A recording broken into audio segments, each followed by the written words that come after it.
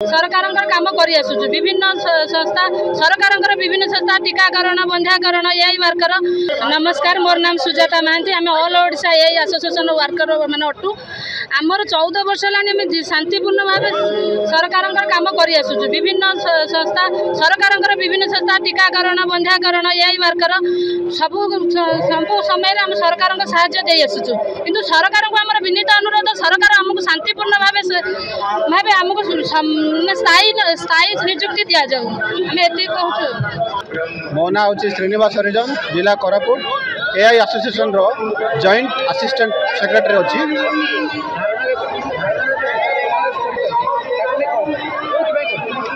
आम धारणा रही मुख्य उद्देश्य हूँ 14 वर्ष है आम ग्रामांचल प्रत्येक गाँव में पंचायत लेवल रे आम कम कर आसुचु। आमर कम गुड़िक है एआई प्राथमिक उपचार बंध्याकरण टीकाकरण इत्यादि इत्यादि प्राणी चिकित्सा माने प्राणी चिकित्सा जितकी सब कार्य अच्छी सब कार्य आम सुचारू रूपे करुचे ग्रामांचल रहीकि। 2018 आम भारत सरकार और ओडिशा सरकार जो अध्यावधि इनाप माध्यम आम एआई पोर्टल कम करूँ। सब कम करने सत्वे एपर्यंत आमको सरकार आमर कौन सरकारी मान्यता देना।